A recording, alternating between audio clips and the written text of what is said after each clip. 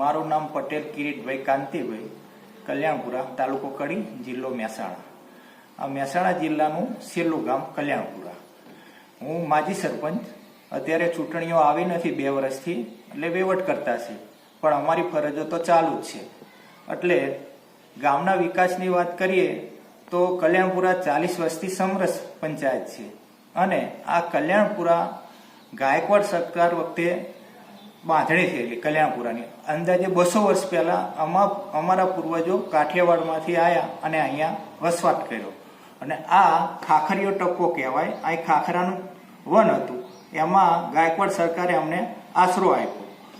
હવે પંચાયતના વિકાસની વાત કરીએ તો કલ્યાણપુરામાં જે કંઈ વિકાસની વાત કરો તો દરેક જગ્યાએ સામૂહિક આરોગ્ય કેન્દ્રથી લઈ ફાર્મિંગની વાત કરો, આરોગ્યની વાત કરો તો મેડિકલની સુવિધામાં સામૂહિક આરોગ્ય કેન્દ્ર CHC પણ છે અને પેટા આરોગ્ય કેન્દ્ર પણ છે. અને તેમાં બધી સુવિધા મળી રહે. દવાખાનાની 200 તો OPD થાય છે. એ સિવાય ગામમાં રોડ, રસ્તા, RCC, દરેક જગ્યાએ બ્લોક, પાણીની સુવિધામાં જોવા જાવ તો 2 ઓવર 1 ટાંકી, 2 સમ્પ, દરેક ઘરે પાણીની સુવિધા, ડ્રેનેજ યોજના. પછી અલગથી અમે વ્યવસ્થા સાઉન્ડ સિસ્ટમની કરેલી છે.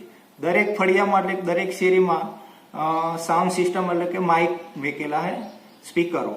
જે અમે પંચાયતથી જાહેરાત કરીએ, કોઈ પણ સરકારી યોજના હોય કે કંઈ પણ મિટિંગ હોય તો જાહેરાત કરીએ એટલે દરેક જગ્યાએ એ જાહેરાત સંભળાય અને લોકો એકઠા થાય.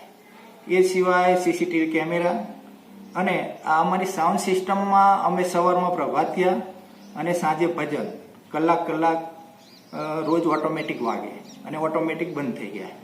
એ સિવાય બીજું કે કલ્યાણપુરામાં કોઈ જાતિવાદ, જ્ઞાતિવાદ કોઈ જ નહીં. અને અમારા જે ભાઈ તલાટી સાહેબ છે તે દરેક લોકોને સરકારી યોજનાનો લાભ મળે એનું પૂરેપૂરું ધ્યાન રાખે છે.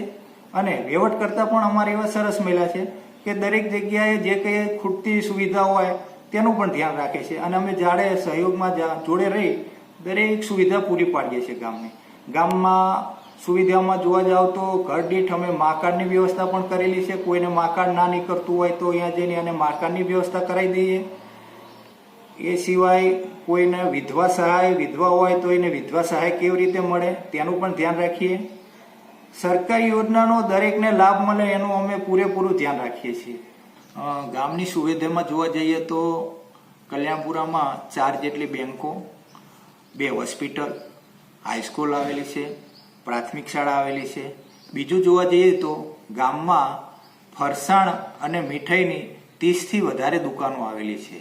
અને ત્યાંનું ફરસાણ અને મીઠાઈ દેશ અને દેશાવરમાં વખણાય છે. સામાજિક પ્રવૃત્તિઓમાં જોવા જઈએ તો દર વર્ષે વૃક્ષારોપણ, સ્પોર્ટની એક્ટિવિટી એટલે કે દર વર્ષે ક્રિકેટનું આયોજન કરવામાં આવે છે. અને અહીંયા વાઈફાઈની પણ સુવિધા છે.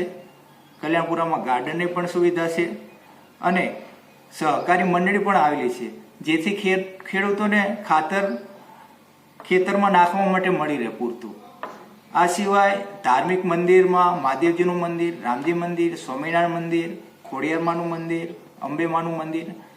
ધાર્મિકમાં જોવા જઈએ તો કલ્યાણપુરામાં જન્માષ્ટમી હોય, શિવરાત્રિ હોય, રામ જન્મભૂમિનું સ્થાપના થઈ તે દિવસે એની પ્રતિષ્ઠા થઈ તેનો તહેવાર હોય. કલ્યાણપુરામાં દરેક ધાર્મિક તહેવાર ધામધૂમથી ઉજવવામાં આવે છે અને વસ્તી પણ આખું કલ્યાણપુરા ઉમટી પડે છે. આ સિવાય કલ્યાણપુરામાં પાર્કિંગની પણ સુવિધા છે, પુસ્તકાલયની સુવિધા છે.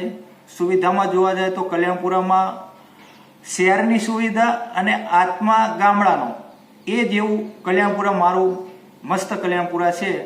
કલ્યાણપુરા શહેરને પણ ની સુવિધાથી કોઈ પણ આંચ આવે એવું નથી. શહેરની સુવિધા દરેક કાંઈ કલ્યાણપુરામાં મળી રહે છે અને લોકોનો આત્મા ગામડાનો છે, એટલે કે જીવ બધાના ગામડાના છે. એ રીતનું કલ્યાણપુરા છે અમારું. અને કલ્યાણપુરા રહ્યું એ ખાખરિયા ટપ્પામાં પેરિસ તરીકે ઓળખાય છે.